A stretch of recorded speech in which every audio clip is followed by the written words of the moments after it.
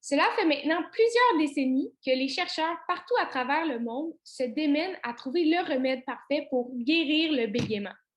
Des thérapies behaviorales aux tentatives de médication miracle, en passant par les thérapies par choc électrique, il y a vraiment de nombreuses avenues qui ont été tentées pour trouver la recette parfaite pour aider les clients à retrouver une parole fluide, c'est-à-dire une parole qui se fonde dans le cadre sociétal.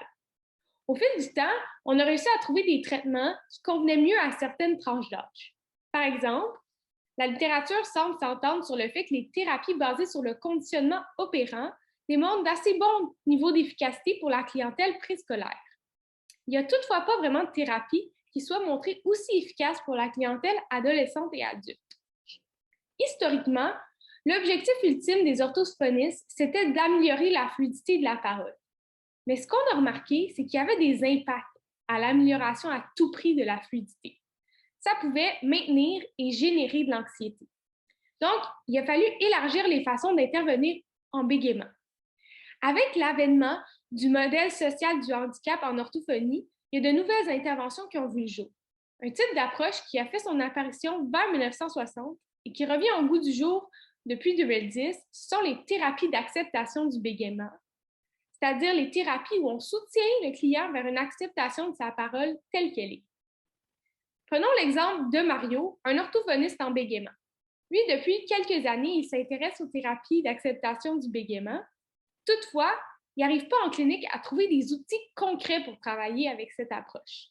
C'est d'ailleurs ce qu'un groupe d'orthophonistes nous a témoigné lorsqu'on est allé à leur rencontre. Ce groupe d'orthophonistes-là se sentait peu outillé pour mettre en œuvre des thérapies d'acceptation du bégaiement parce que concrètement, ils ne savaient pas vraiment ce qui s'offrait à elles. Et ce manque d'outils, c'est plus précisément ce que ma recherche vise à mieux cerner, c'est-à-dire dénicher, cibler les outils cliniques pour mettre en œuvre les thérapies d'acceptation du bégaiement. Et on cherche bien entendu les outils qui peuvent s'appliquer au Québec.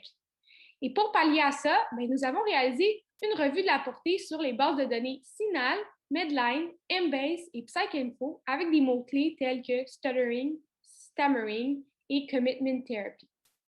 On a trouvé 637 articles, puis il y a 117 qui ont été retenus pour une lecture complète. Avec cette revue de la portée pour travailler l'acceptation du bégaiement, on souhaite faire l'état des connaissances sur ces méthodes d'acceptation, objectiver ce qui est déjà utilisé un peu en clinique, puis créer finalement un répertoire d'outils pour les orthophonistes. Mais utilement, ça va permettre à des orthophonistes comme Mario de se sentir outillés et compétents en clinique afin d'offrir un choix de traitement de plus à ses clients. Merci.